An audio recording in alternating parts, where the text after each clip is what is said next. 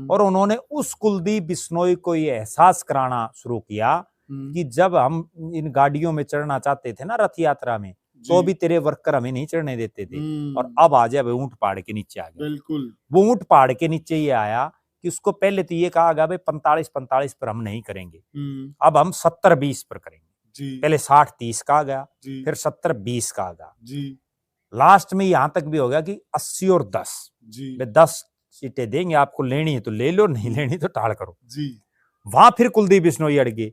अब उनके दिमाग में ये चीज भी आई होगी, जब आज आपको 10 दे तो मुख्यमंत्री करते बनाऊंगे, वो तो फिर प्रश्न ही गौण हो गया था। फिर ये हुआ कि वो समझौता टूट गया। उसके बाद इन्होंने कभी मायावती के साथ किया, कभी विनोद शर्मा की पार्टी के साथ किया, कभी कुछ किया, ये जोड़ तोड़ करके, और इन्होंने विनोद शर्मा के साथ अलायंस करके चुनाव लड़ लिया। चुनाव लड़ा तो 2 जीते। जैसे वो यूं कहते ना, जब 5 जीते थे चौधरी भजनलाल, जब चौधरी देवीलाल जी जीते थे तो ये कहते थे कि 1 जसमा जीती और 4 और जीते, कुछ इस तरह का वहां शब्दों का यूज किया जाता था जो नहीं करना चाहिए।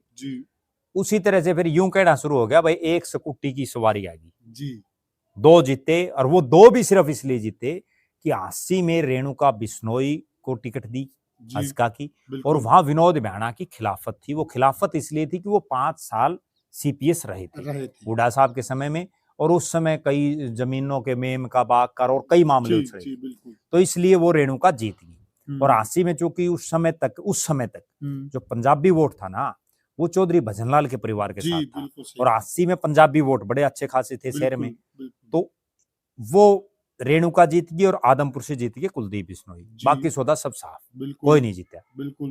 फिर ये हुआ, कुलदीप बिश्नोई ने फिर राजनीतिक बोल की, उन्होंने अपनी पार्टी को स्थापित करने का प्रयास किया, लेकिन वो नहीं हो पाई। और जिस तरह से चौधरी राव बीरेंद्र सिंह ने अपनी पार्टी कांग्रेस में मर्ज की, पूर्व मुख्यमंत्री रहे वो भी कांग्रेस से, चौधरी बंसीलाल ने अपनी पार्टी मर्ज की, आखिरकार वो दिन फिर आया कि कुलदीप बिश्नोई ने फिर से एक बड़ी गलती करते हुए राज बीजेपी का, देखो कितनी बड़ी मूर्खता है, ऊपर मोदी मुख्यमंत्री, नीचे मनोहर लाल मुख्यमंत्री, और जाकर के राहुल गांधी के सामने कांग्रेस ज्वाइन कर ली।